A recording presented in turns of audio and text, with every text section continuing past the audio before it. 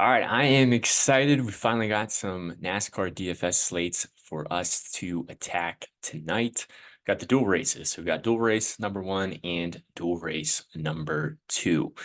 So the way that I am doing it for this sheet is I have created 2 tabs. So there's a dual number 1 and there's a dual number 2. So if you are on this sheet on our Twitter, on X, just when you pull it up, if you're looking for where's the other, where's the other sheet, where's the next tool, it just go navigate through the tabs. Hopefully it won't be too difficult for you to figure it out. So hopefully you saw our last video, just kind of breaking down speed week, what's going on. If you haven't, it's relatively short. It's like 15 minutes or so. Kind of gives you a general idea.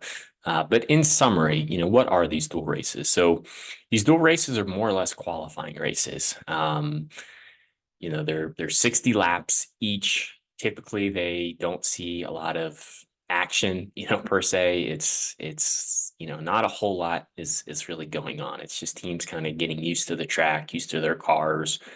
We don't really see a lot of wrecks. We don't really see a lot of caution. So when we talk about the approach for the Truck Series race, the Xfinity Series race, and the Daytona 500, that approach is going to be very different from the approach that we want to take for the duels. Now, yes, place differential is still going to be a focus for us, but really the main thing that we want to focus on is finishing potential and focusing on drivers that are in good equipment or are known to be good super speedway racers. And we're taking that approach just because if we don't think there's going to be wrecks, if it's going to be more or less a clean race, more than likely the good drivers are going to finish towards the front half of the field. And those are the drivers that we're going to want to build around. So a couple things to keep in mind. So with qualifying yesterday, two things, or actually a couple different things happened. First thing is we locked in our front row. So Joey Logano is our pole sitter. Michael McDowell is going to be starting second. Doesn't matter where they finish in the duels. They could wreck out on lap 1. They're still going to start first and second come the Daytona 500. So because of that, they don't have anything really to race for. There's no upside for them. They have a lot of risk and a lot of downside if they, happen to get in trouble or whatever. So they'll probably be up front during part of this race, but I would imagine they're probably going to relatively take it easy, or if things start to get aggressive, I can see them kind of pulling off to the side and going towards the rear of the field. And they don't really give us any place differential upside. Like I was saying, it's really, really rare for this wreck or this race to have wrecks. Really, the only action per se is usually when all the cars come down the pit road and like the pit strategies and, or the Fords get a pit together, the Toyotas putting together, the Chevys, like that's when we see if there is going to be an accident, sometimes teams getting on or on and off pit road. Sometimes you'll have speeding penalties. Like that's really the most action that you'll probably see. So we're kind of taking the opposite approach from stack to back, just because usually the back of the field is usually drivers that aren't in the best equipment. They're not.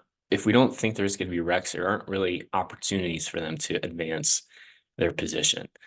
So you'll see when we kind of go into each duel here, our main focus is what drivers can give us a little bit of place differential upside, whether that's 4 spots, 5 spots, 6 spots. And what drivers do I think have the ability to finish inside the top 5, the top 8? Those are really the drivers I want to focus around. And that'll determine, the duel number 1, where you finish determines the starting lineup for the inside row for the Daytona 500. And the same thing for duel race number 2, that'll just determine the outside row for the Daytona 500. The only other 2 cars, or I said other cars per se, that have something to race for are the open cars. So it was David Reagan and Anthony Alfredo that made it in on speed. So they're locked into the race, but there's a couple other open cars that have to race their way in, like Kaz Gralla, like Jimmy Johnson, BJ McLeod, JJ Yaley. Like 2 of those drivers are going home. So those drivers have something to race for as well. All right, so let's get into it. So dual race number 1 is going to take place first. We got half the field taking place in this race. So what's the first thing that I notice when we get to dual race number 1? The first thing that I notice is how many Chevys are in this race. when you get to these super speedway races, like drafting, having support partners to draft around, numbers are your friend. Strength in numbers, and Chevy has a lot of teammates and other drivers to lean on for this race. So for those reasons, I am high on the Chevys. I want to be building around mainly the Chevys for this field. So let's dive into it real quick. Yeah, Truex, Reddick, Stenhouse, and Johnson. Salary doesn't matter. Not really too concerned about salary here. The concern with Toyota is they didn't have speed in single car qualifying. However, the draft is the great equalizer, so I can see them linking up, working together. Truex is going to have Reddick, Johnson, Gibbs, Jones. Like these are some good cars, to lean on for drafting help. So we'll see. I mean, Eric Jones is probably going to help Jimmy Johnson try to lock himself into the field. Johnson only has to beat JJ Yaley, which is in that 44 machine. So I think it should be relatively easy for him to do without like a mechanical failure or something or a penalty. So I think it'd be pretty easy for him to do. So I'm iffy on the Toyotas. Like I really want to see how they do in dual race number one. And I think I'll attack them a lot more in dual race number two, potentially. But I don't mind Truex. I mean, Truex historically isn't the best super speedway racer. He doesn't really like to take risk. So that concerns me. Now, Reddick starts really deep in the field. He gives you a lot of place differential upside. I think he should be fine. I think Ty Gibbs down there in a Toyota is fine as well. But I'm going to try to take a little bit of a different approach and really just focus on the Chevy. So I'm still going to get to Truex. I'm still going to get to Reddick. I'm going to have some Gibbs in my lineups for sure, but I think my main focus is going to be around those Chevy drivers. Stenhouse starts 16th. Typically, Stenhouse is pretty aggressive in the races. He likes to kind of see what his car can do. I don't mind him. He starts 16th, so he's in our player pool as well. Then you got the Hendrick cars there. You got Larson, Elliott, and Ross Chastain being a Chevy teammate there. So I actually like these guys, and I have them. I have more drivers medium interest just because I'm going to be building some different lines. So I'm going to have some of those place differential plays of the Reddicks and the Gibbs in my line. But I'm also going to get a little bit more aggressive because I think these cars are just going to stay up front. They're going to have the drafting help. They have the equipment. They've shown the speed, and they don't really give us place differential upside, but I think the finishing potential is there. So I like Larson. I like Elliott. I like Chastain. I'm going to be building around these guys. I think their ownership potentially might be a little bit lower as people attack these place differential plays. The one thing I am concerned about is Ford. There are not a lot of Fords in dual race number one. I want to be way more aggressive on the Fords in dual race number two.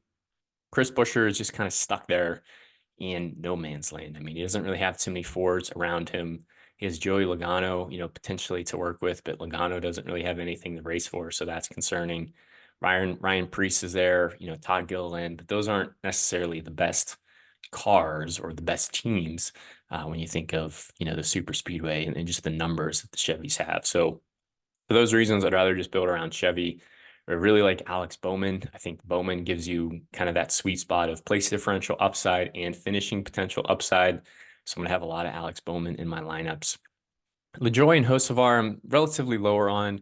Yes, they do give you some place differential upside, but I just have a hard time seeing LaJoy and Hocevar, moving forward to the front of the field. Like, I don't necessarily envision them getting top five, top eight finishes. And that's really what I want to focus on, where I can see Larson, Elliott, Chastain, Bowman, Suarez, like those types of plays, I think have a lot more finishing potential upside than LaJoy and Hocevar do. Like I said, Logano, he's already locked in. There's nothing for him to gain for this race. For those reasons, even if he leads, 40 laps of this thing, it really comes down to where he finishes. He might get a decent finish, but it's just the risk isn't worth the reward for playing Logano. Eric Jones, I like too. His main objective is probably going to be helping Jimmy get into the race, but there's a decent amount of Toyotas to work with. I mean, you got Truex, Reddick, Johnson, Gibbs. So I don't mind these Toyota plays. The concern again is just how slow they were in single car qualifying. Ryan Preece, kind of the same reason as Buescher, just not a lot of Fords to work with. I think he's more or less is going to kind of fall in line Austin Dillon is someone I'm going to be over the field on. I said I like the Chevys. I don't think he's going to carry a lot of ownership. I think he can maintain, the draft with the Chevys and get a good finish there. I really like Suarez. I'll probably be building around Bowman and Suarez the most. That's why I'm high on both of those drivers. And then I'll have some combination of the Chevys that kind of start further towards the front of the field, and then probably a mix of those Toyotas that give me some place differential upside. Those are really the combinations of lines I'm building. It's really Chevy and Toyota for dual race number one, with an emphasis really on these Chevy drivers, specifically the Chevy drivers with the good teams. Um, like I said, I like Suarez, and then Yaley, Hemrick, Alfredo Gillen. I'm not really getting to these guys. Yaley, probably going to be the slowest car out there. Unless something really crazy happens, he's probably going home. Hemrick just kind of stuck there. I'd rather play some of the other Chevys that I think have some more upside. Anthony Alfredo's already locked into the race, so he doesn't really have a lot to race for. And then Todd Gilliland is one of the few Fords in dual race number one. So I just think he's going to get outpowered and outdrafted by the Chevys. So that's dual race number one.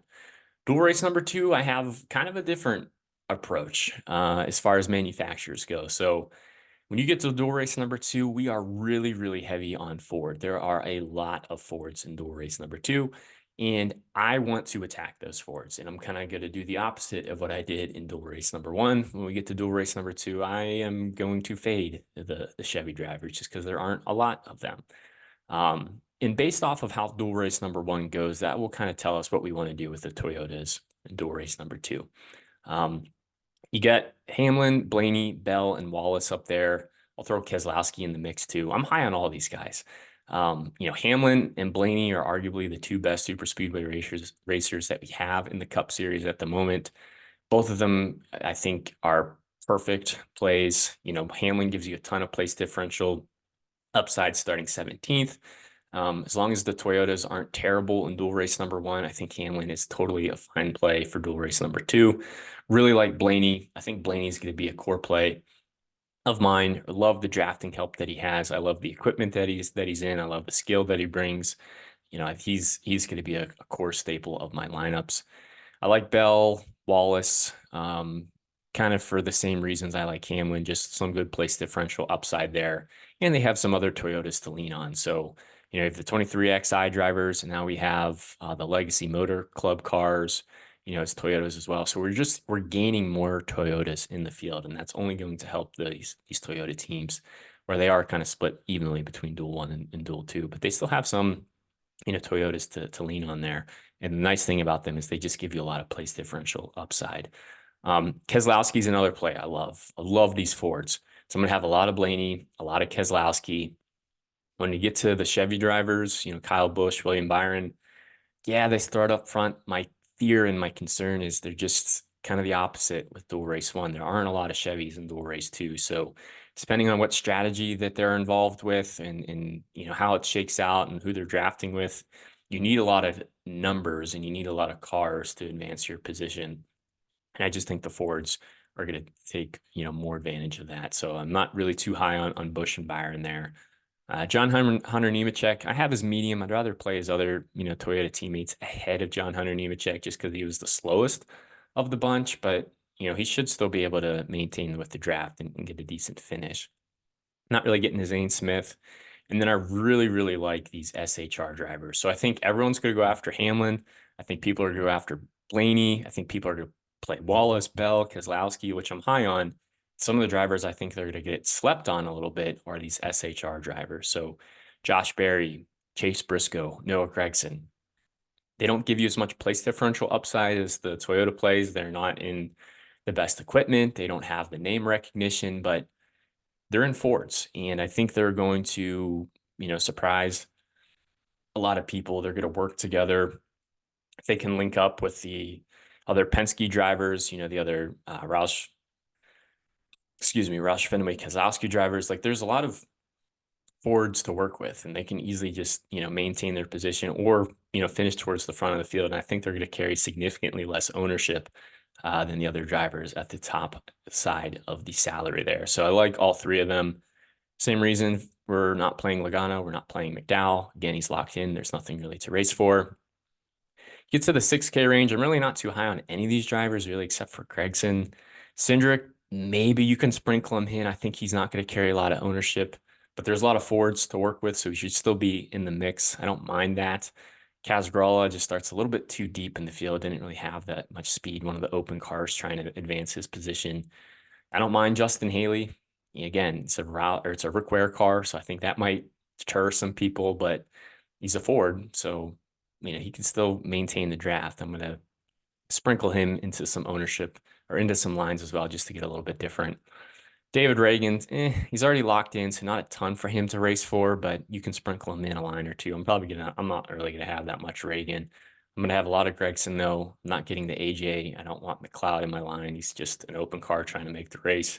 Did not have good speed. And then Herbst and Burton, kind of the same thing as Cindric. Really not gonna have a ton of them, but depending on how many lines I build, I might, throw them in a line or two. So kind of two different approaches. Dual race number one, I really want to be aggressive on the Chevys. And dual race number two, I want to be aggressive on the Fords. And when it comes to Toyota, I really want to be a little hesitant on Toyota for dual race number one, kind of see how it plays out for them. And then if it goes well, maybe I'll be more aggressive on the Toyotas for dual race number two. So hopefully that's helpful. That's how I'm attacking the slate tonight. I want to wish you guys all the best of luck. Once we get these dual races done, we'll know the starting lineup for the Daytona 500, and we can get our cup video and sheet posted for the Daytona 500, probably sometime tomorrow. And then we also got the truck race tomorrow as well. So just tons of racing, tons of action coming up, tons of DFS content. Super exciting time to be back and putting content out. So best of luck, building lines, and enjoy watching the racing tonight. And hopefully we can all win some money.